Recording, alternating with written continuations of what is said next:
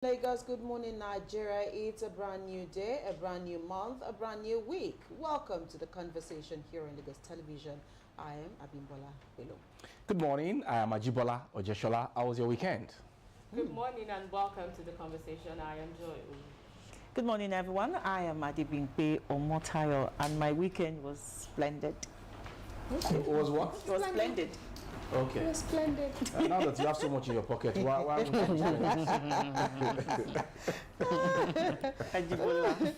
We didn't get the memo here. It looks like Joy and Adibimpe have some twinning. Just a little bit of similarity in their colors. It's just different shades. Two different shades. Okay. It's a purple Monday. Purple is royalty, so, Yes.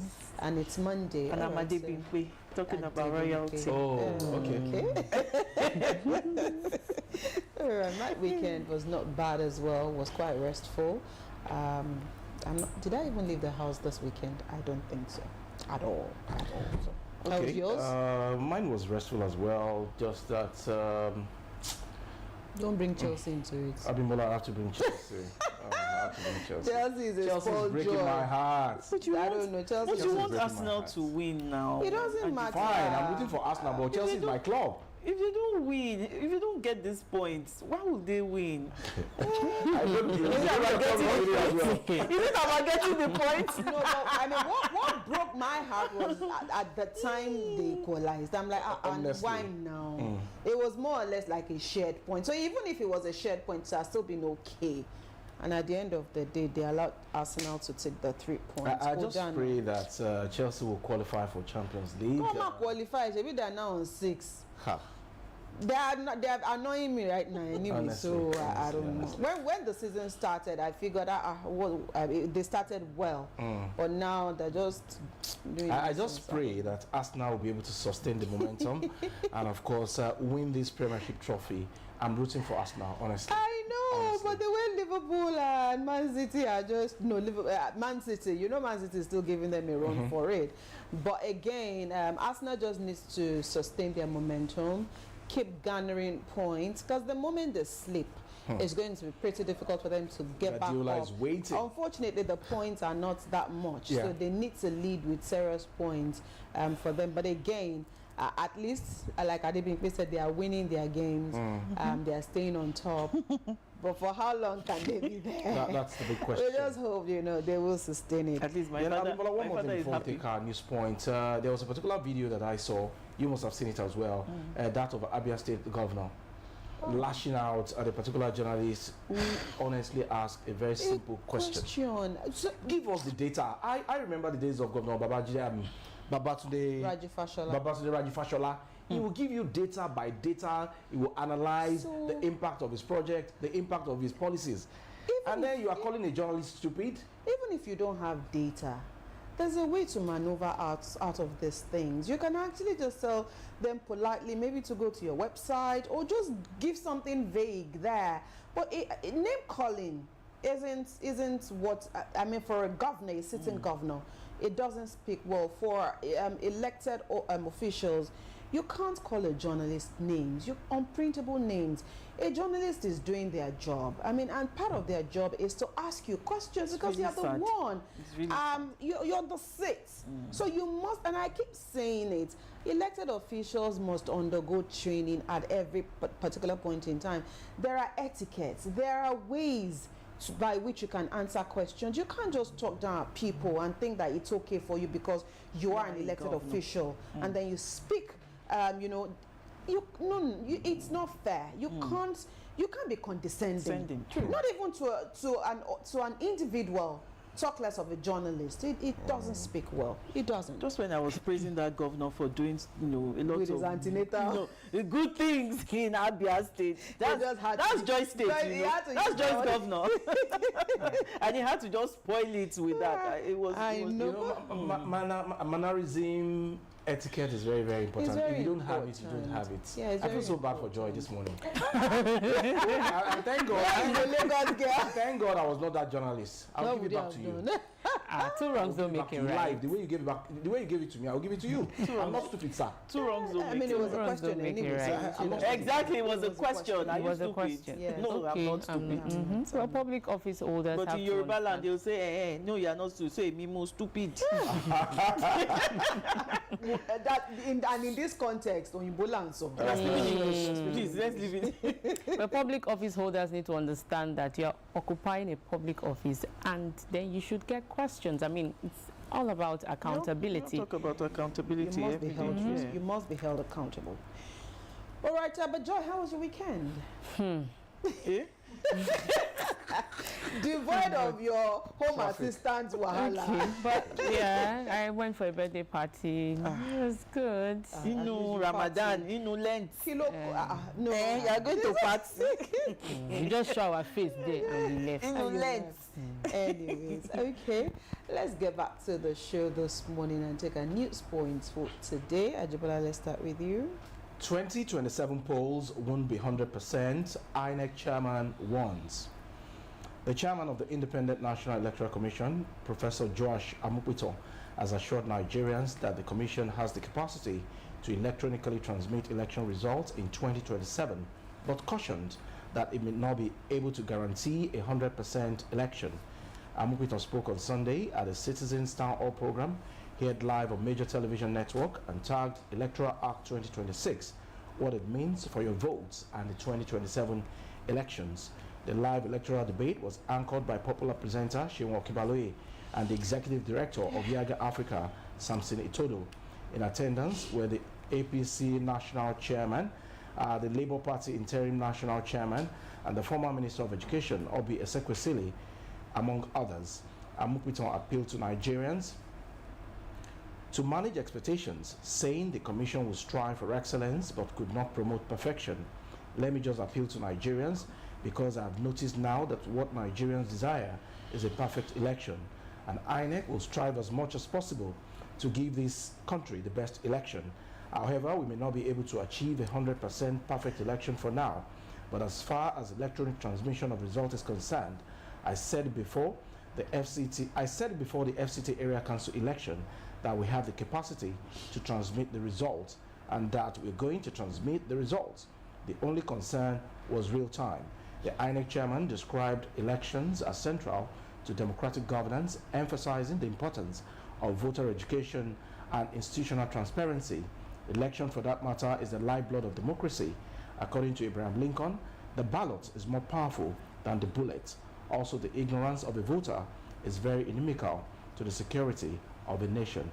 So that is why we cannot underscore the role of INEC as well as the civil society in guaranteeing a transparent and credible election, he stated. Let me just end it there.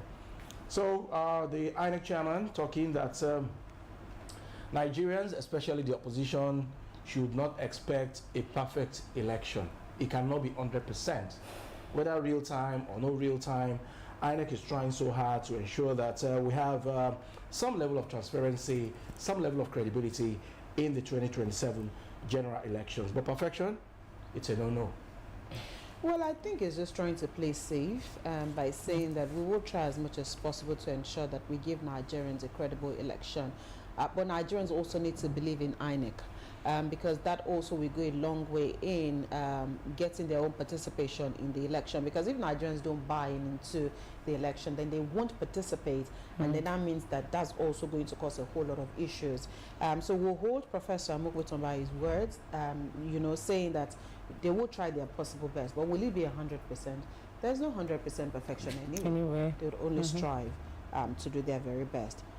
All right, would tip-tap on the news points this morning. Let's go to the next story, which is Tinubu convenes Police Council today to confirm DSU.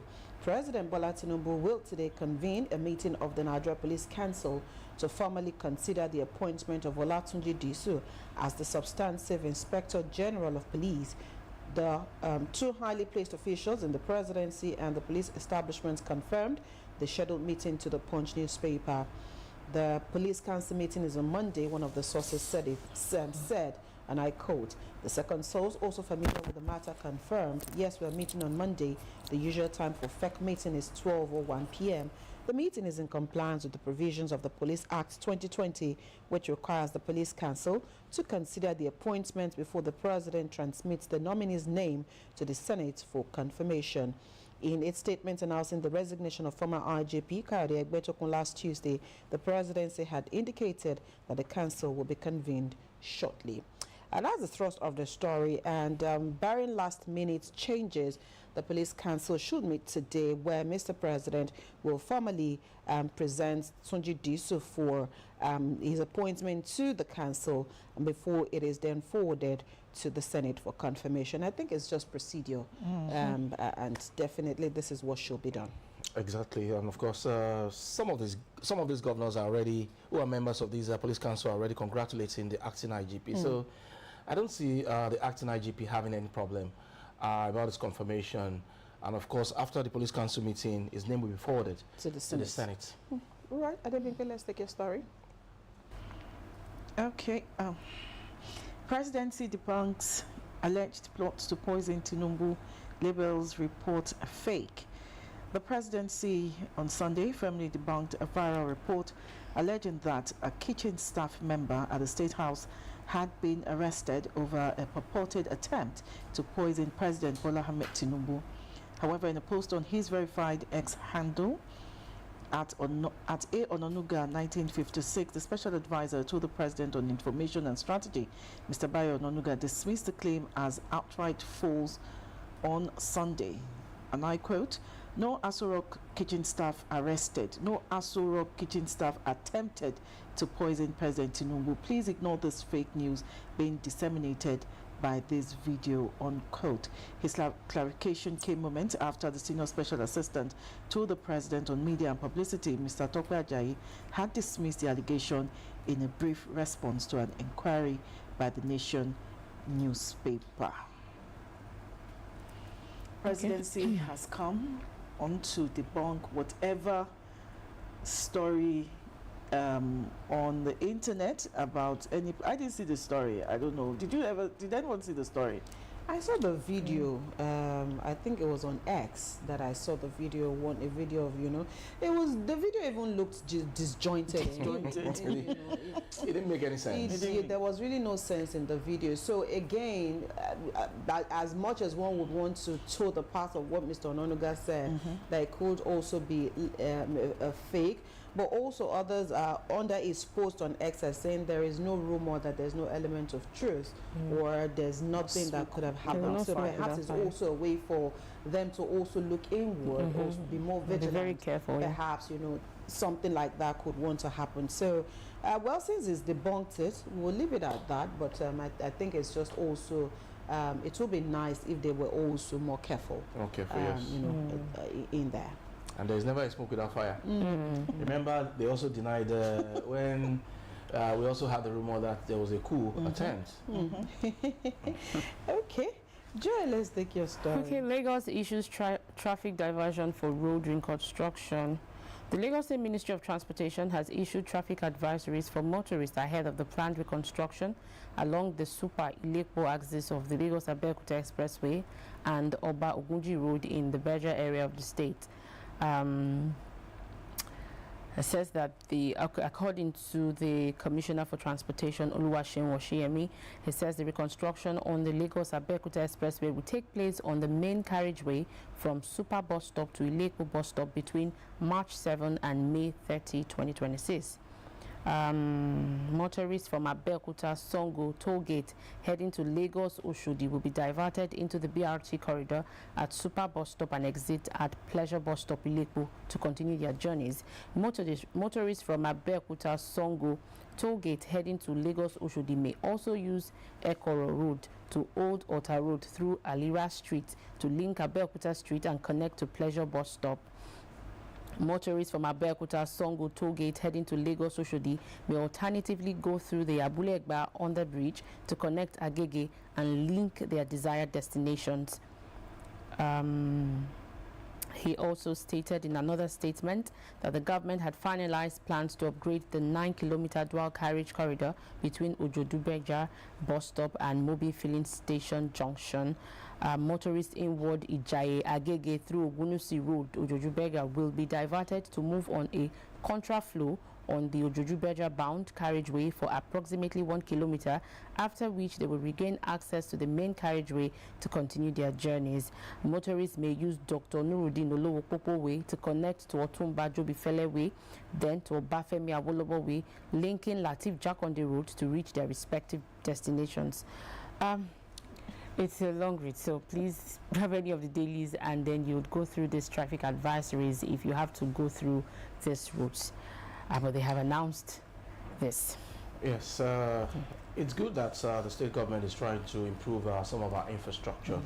The only person that will not suffer this reconstruction is Abimbola. How? I will suffer it. Joy, you will suffer I will it. suffer it too. Ademingbe, you and I, we are the major victim of this reconstruction. Major victim, yes. Because it will start from Ojodu down to Agege. Agege. And so there is no way, Joy, you're not going to suffer it. Myself, the only person, except if she has any kind of business in that part of the state, that's where she's I going. just want to remind you that Lagos is connected in many ways. But not from your axis to this axis, Abimbola. The only time you have business anywhere close to there is this office. When you are coming to work. Anyway, let us see how this goes. No pain, no gain. No pain, no gain. Yes, it has to happen.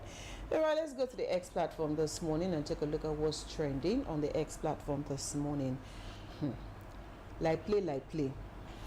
World War III. World War III is trending on the X platform this morning, and since the weekend, for those who've been watching on the international scene, it's been back to back, and for all it is worth, I think Iran is staying true to what they said at the beginning. We've been preparing for this for long, and they already said it's going to be a long war.